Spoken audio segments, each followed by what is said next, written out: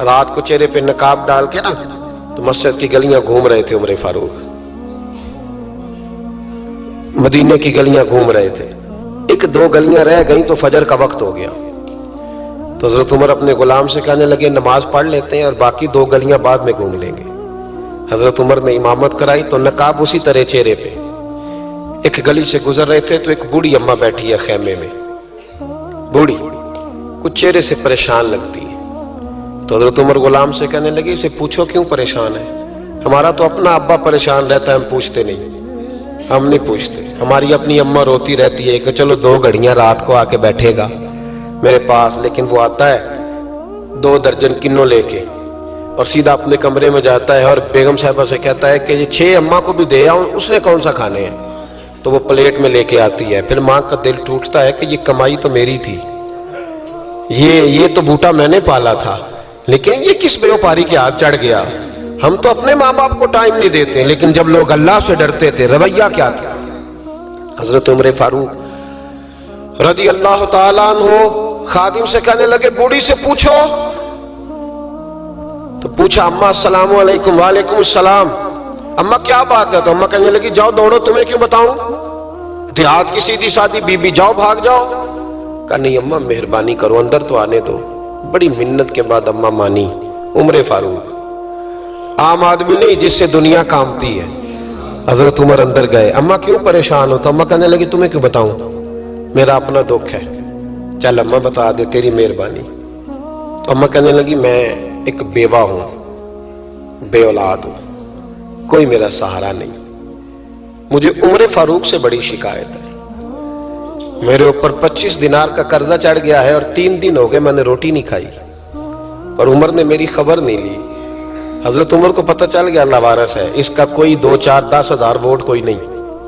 ایک کو میکے سے 6 مربے نہیں لے کے آئی، ایک اکیلی تنے تنہا. اور بھائی جب اللہ کا خوف ہوتا ہے تو پھر انسان ان غریبوں کو بھی مناتا ہے. پھر ریڑی والے کی بھی اہمیت بڑھ جاتی ہے، پھر رکشے والے کی قدر بھی بڑھ جاتی ہے. حضرت عمر فاروق رضی اللہ تعالیٰ عنہ کہنے لگے اماں عمر سے شکوہ ہے؟ کہاں؟ جناب عمر کہتے ہیں میں نے ایک جملہ کہا تو اماں نے تو مجھے لاجواب کر دیا. میں نے کہا اماں عمر کو کیا پتا کہ تو بھوکی ہے اور مقروض ہے، اسے کیا خبر؟ تو اماں کہنے لگی کیا کہا تم نے؟ عمر کو خبر نہیں، اسے پتا نہیں؟ تو عمر سے کہو نا چھوڑ دے حکومت، اس کے حوالے کرے جو خبر رکھ سکتا ہے. کیوں بیٹھا ہے پھر؟ ہمارے حکمران کہتے ہیں ابھی میں صدمے میں ہوں، نکلوں گا تو بات کروں گا، نہ ادھر ادھر کی تو بات کر. یہ بتا کہ قافلہ کیوں لٹا، مجھے رہزنوں سے غرض نہیں، تیری رہبری کا سوال ہے. ہاں تجھے جواب دینا پڑے گا. حضرت سیدنا عمر فاروق رضی اللہ تعالیٰ عنہ سے اماں کہنے لگی نہیں خبر رکھ سکتا تو حکومت کیوں کرتا ہے، چھوڑتا کیوں نہیں؟ تو حضرت عمر کہتے ہیں میں کانپنے لگا. دوڑے گئے جناب عمر. میں نے کہا اس اماں کا 6000 ووٹ نہیں کہ اس کی قدر کی جائے. یہ اماں کوئی بہت آکسفورڈ یونیورسٹی کی ڈگری ہولڈر نہیں کہ اس کی بات مانی جائے. ایک لاوارث اور بیوہ بی بی. عمر دوڑے گئے، گھر سے اناج کا تھیلا کندھے پہ رکھا، 25 دینار بھی لیے، پکا پکایا کھانا بھی لیا. خادم کہنے لگا حضور مجھے دے دے میں اٹھا لیتا ہوں. تو حضرت عمر فرمانے لگے چل وعدہ کر قیامت کے دن بھی میرا بوجھ اٹھائے گا. کہنے لگا جی نہیں وہاں نہیں اٹھا سکتا. فرمایا پھر آج بھی نہ اٹھا، مجھے ہی اٹھانے دے، یہ میرا بوجھ ہے تو مجھے ہی. اماں کے سامنے 25 دینار بھی رکھے. پھر اماں کو حضرت فاروق اعظم نے 2 مہینے کا راشن بھی دیا، پھر پکا پکایا کھانا بھی دیا. معمولی آدمی کی بات نہیں کر رہا، 24 لاکھ مربع میل کا حکمران. حضرت عمر مدینے میں بیٹھ کے کبھی للکار دیں تو کیسر و کسرا کی ٹانگیں کانپیں.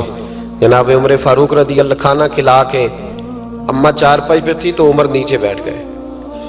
کہنے لگے اماں چل عمر کو معاف کر دے، چل چل جانے دے، کوئی عرض نہیں، بیچارے کو پتہ نہیں چلا. تو اماں کہنے لگی تو نے پھر عمر کا ذکر چھیڑ دیا. بیٹے میرے گھاؤ بڑے گہرے ہیں، میرے زخم بڑے سخت ہیں، کلیجہ پھٹے تو تجھے دکھاؤں کتنی تکلیف میں ہوں. میں تو پکا ہوا پھل ہوں، کسی وقت بھی دنیا سے چلی جاؤں گی. میں نے عمر کو معاف نہیں کرنا.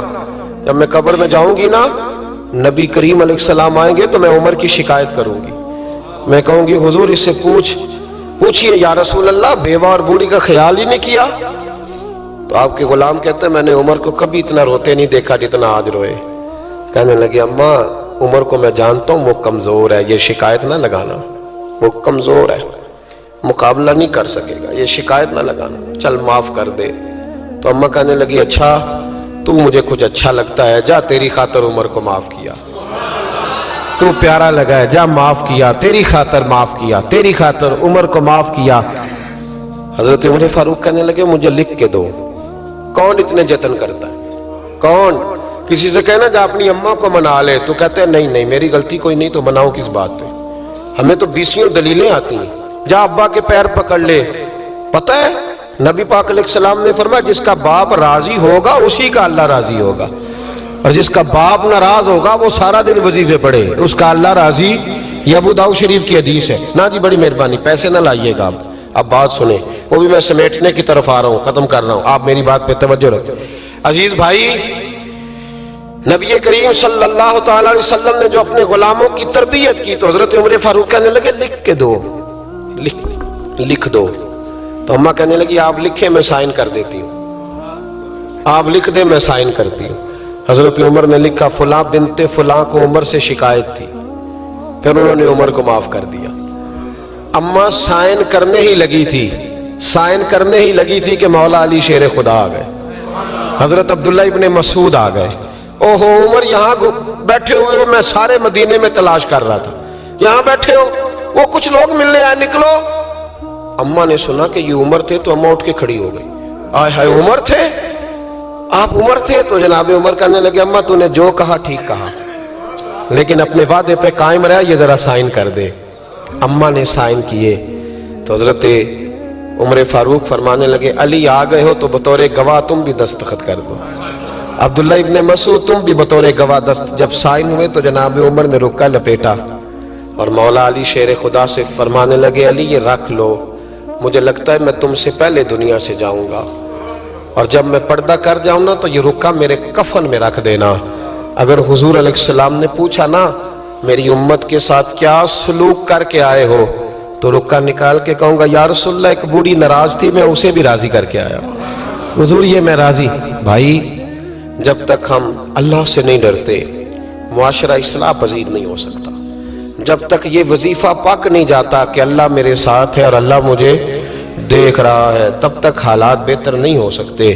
جب انسان یہ وظیفہ پکا لیتا ہے تو پھر چونٹی پہ بھی ظلم نہیں کرتا، پھر وہ گدھے کو ڈنڈا مارتے ہوئے بھی سوچتا ہے، پھر میرے بھائی وہ پھر احساس کرتا ہے کہ جانور کی وجہ سے ہی نہ قیامت میں پوچھ